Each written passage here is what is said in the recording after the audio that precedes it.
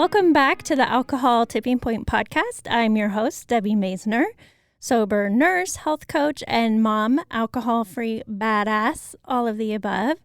I am super excited to do this solo podcast today because it is going to be a question and answer one.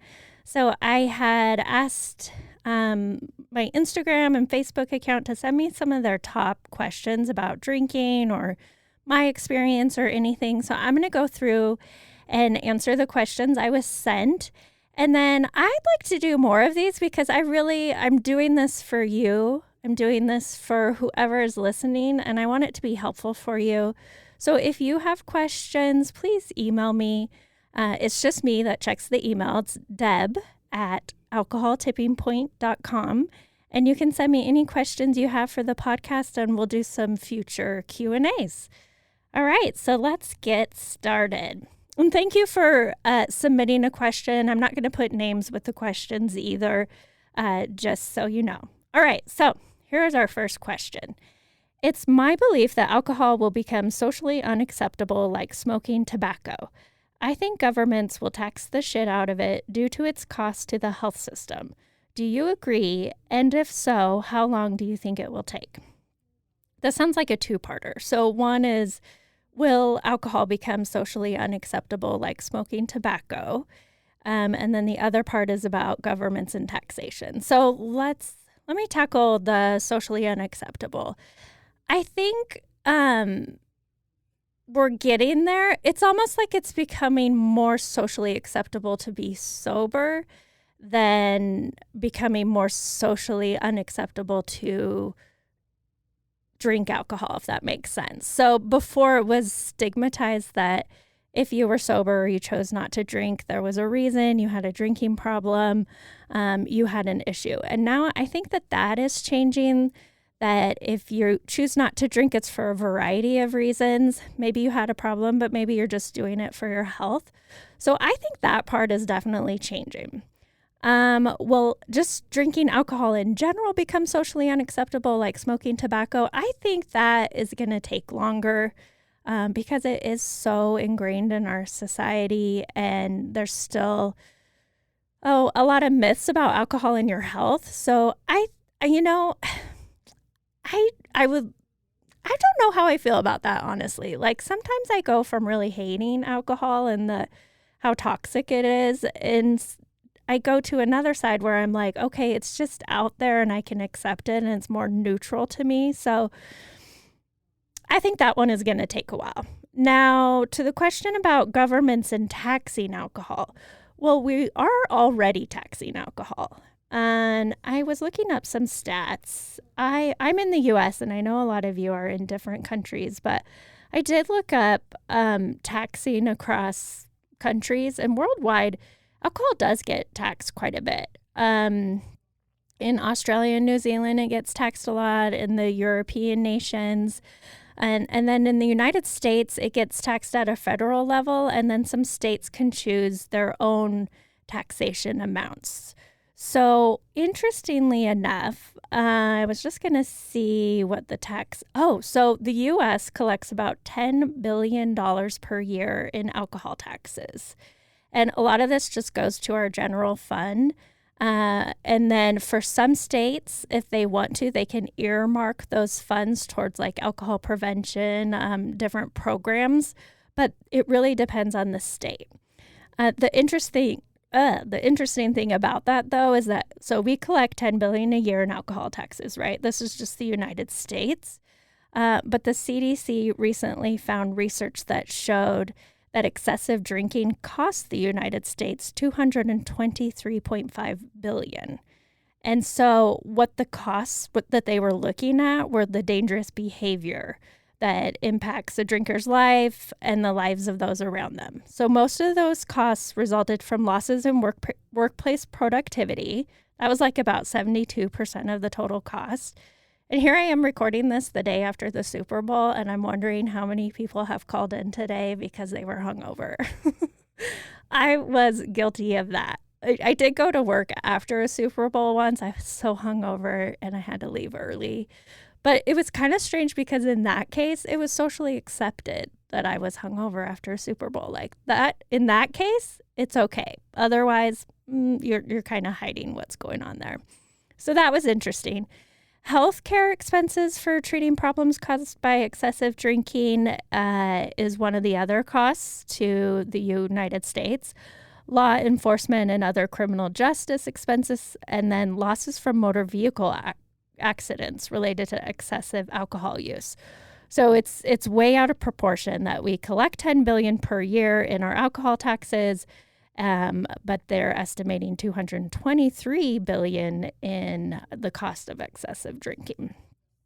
So I think they're always trying to get more taxation, and they don't always show that it works. The research is kind of mixed about that, whether it's helpful or not. So interesting. I was very interested to look up that stat. All right, here is another question. I've been given all these tools and am grateful and can keep them in mind as the day goes on, embracing the sober commitment. Then in a nanosecond, seemingly without any forethought, I'm having a drink. Your thoughts on this? Well, this kind of goes back to habits and your brain and how your brain is structured to move towards pleasure and away from pain, and how your habit of drinking has just become so ingrained and so automatic that you may find yourself reaching for a drink no matter what. And then you're like, whoa, what happened? Well, you've made this neural pathway very, very fast and effective in your brain. So you automatically go to a drink at the end of the day, even though your frontal part of your brain, which remember, I've talked about your brain as a mullet. It's business in the front, party in the back. So that front part is the logical part of your brain.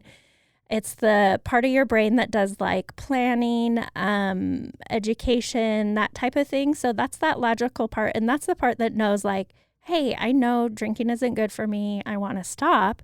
However, you have your primal lower part of your brain. That's the mullet part. And that part just wants to have fun. It wants to keep you from danger. It wants to just party, have sex, procreate. Like it's just all reptilian. It thinks that it's keeping you alive and doing a good thing by moving you towards pleasure and away from pain. But it isn't always so good for you in the long term. So your brain has learned over the years that alcohol moves you away from pain and it moves you towards pleasure. It does both. So that's partly why it seems like you're not thinking because your neural pathways have been so ingrained to just grab a drink. It's such an ingrained habit, which the good news is you can break that. All right. How do you feel about your parenting journey in drinking? Ugh, this is a tough one. I've been thinking about this a lot. My kids are now 12 and 15. I stopped drinking. It's been 2+ years. So they were really young throughout it all. I think, I think on the outside, I was doing an all right job parenting. I mean, I was the frickin' president of the PTA. I looked like I was doing a pretty good job parenting. Always had like art activities, and I almost think I was overcompensating for being a drinker in the way I was parenting. But at the same time, I would definitely check out mentally at the end of the night, and that definitely wasn't fair to them. And I know a lot of people who are listening have children who are adult children now, and they're really concerned about the impact that their drinking had on their children when they were growing up, and now they're adults. And as adult children, they are really examining what role that played in their lives. And so I think it's just important to own your responsibility and your role in your parenting, that you made those choices and they weren't the best choices. I think you can definitely apologize. You can seek help with a family therapist. But I think you also need to allow your children to be able to express how they feel about it and have their own opinions and perspective, and just allow for that and allow for healing, which may take some time. I also think just the fact that you're changing your drinking now is so powerful. And, they talk a lot about how our actions speak louder than our words. So just showing them that you are making a change or you have changed is so impactful. And I think it's important for our parents or our kids to know that we aren't perfect. Nobody is perfect. And I think showing that you are able to have problems and deal with them or do something about them is really something to be commended, and they will see that. Okay. Does the body recover after years of alcohol misuse? Does it generate how much damage is done? So again, a couple questions in one. It really depends on how long, of course, you've been drinking, if you've done other drugs, smoking, just obviously lots of other circumstances involved with that one. But yes, your body has the ability to recover after drinking. You can get to a tipping point like with your liver function where you can get to where you have drank too much, you have done permanent damage to your liver, but the majority of people don't get there, and they can undo the damage that's been done to their body, which is fantastic. So, don't think that you are a lost cause, or your body is. It can heal, and it was designed to heal. And so I think that's a great thing. All right. If you slip and have a couple of drinks after an extended break, what's the effect on your brain and body and your new neural pathways? Okay, so you've had a break from alcohol, so your body's had a chance to do some recovery and resetting. And then if you slip and have a couple drinks, what's the effect on your new neural pathways? Well, when we have neural pathways, we always keep those pathways. We can make new ones, but we can easily go back to old ones. And I think that's how you see so many people who have taken a break from drinking and then they start again. They kind of forget. There's something called a fading effect bias.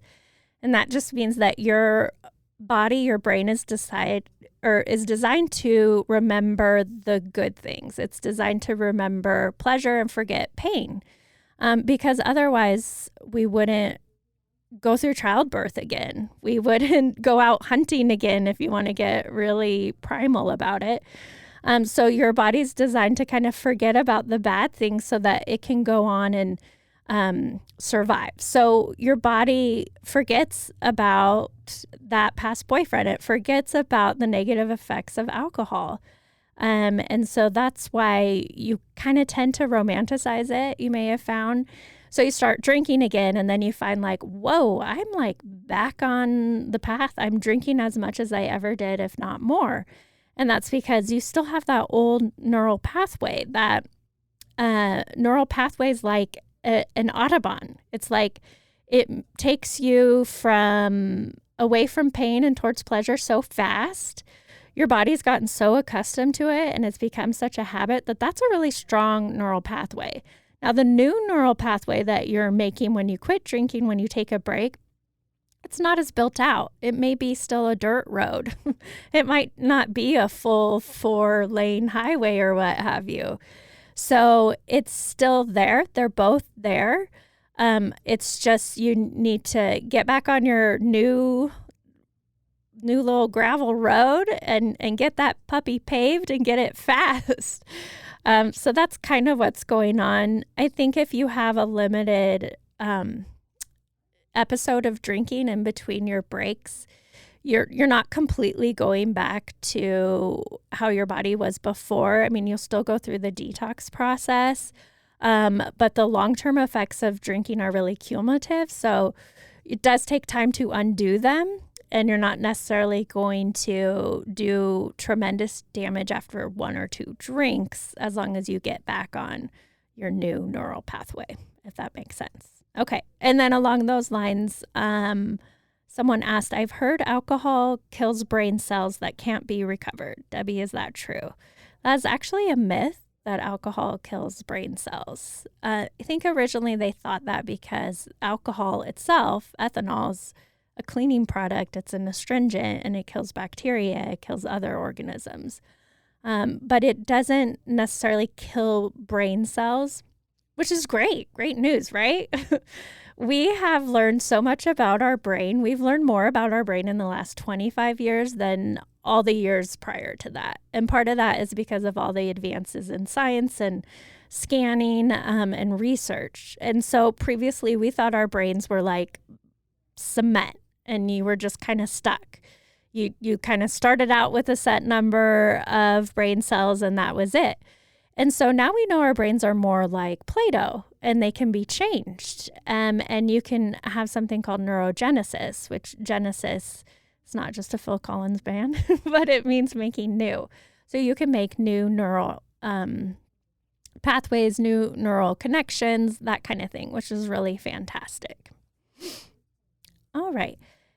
How do I know that I need to quit drinking? Are the online assessments accurate?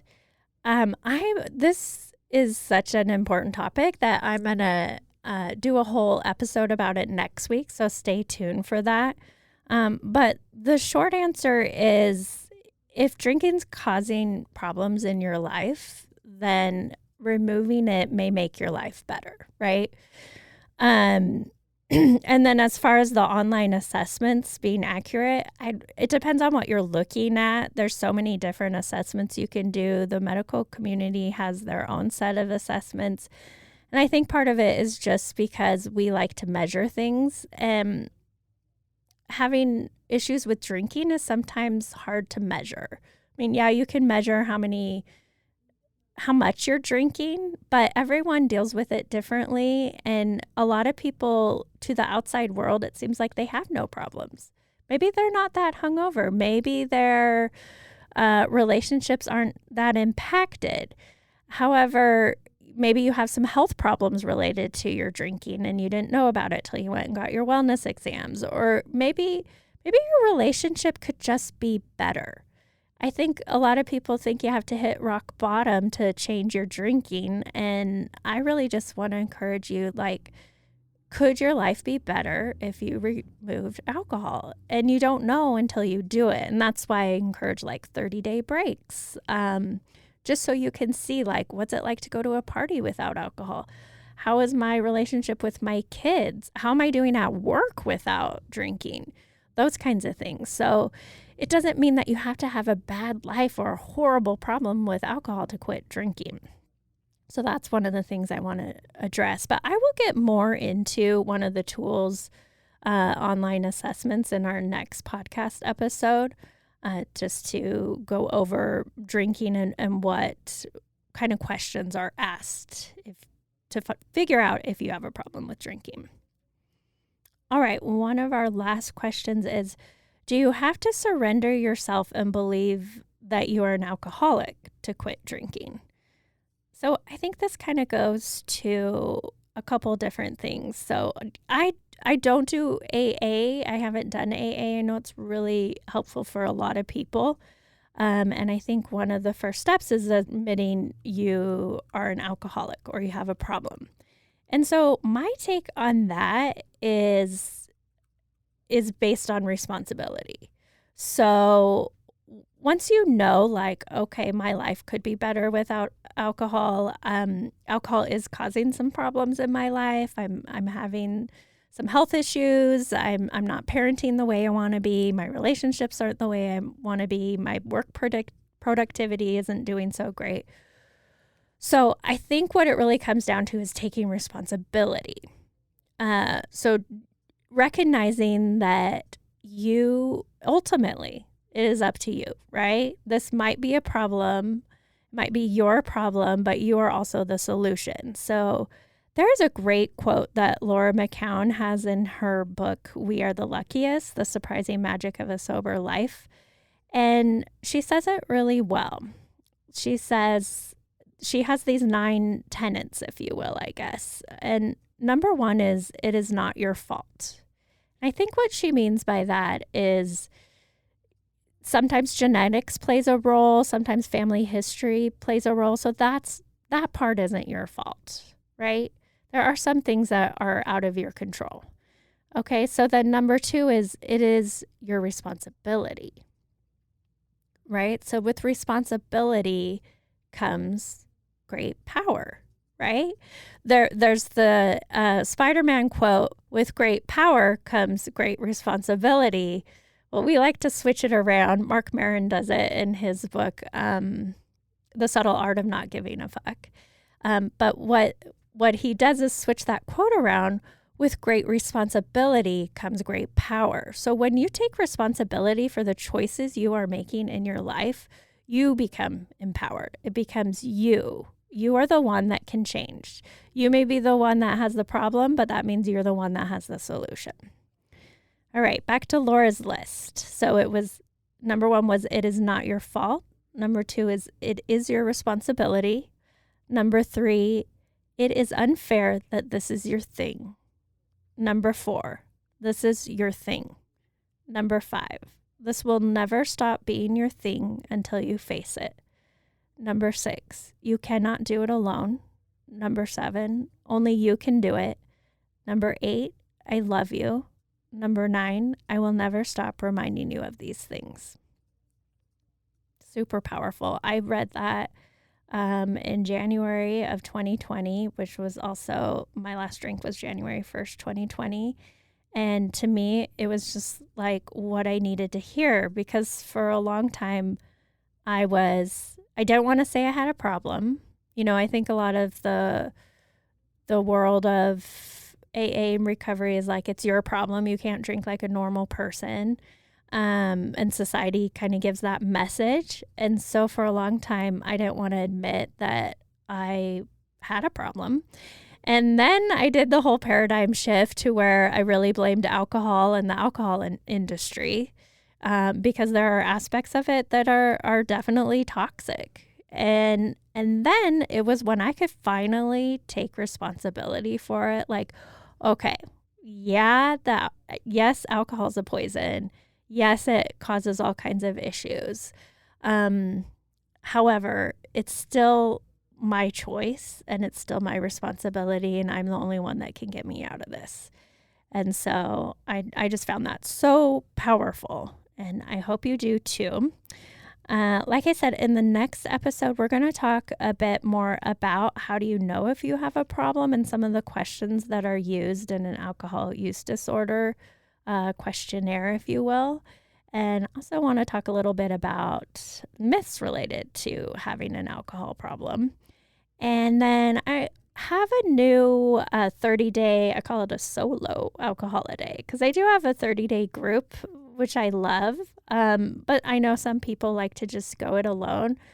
So I will put a link to the 30-day Solo Alcohol Holiday. And what that is just a daily email you get every day for 30 days, just to help you take a 30-day break from drinking. See, like, if I do remove it from my life, do I feel better?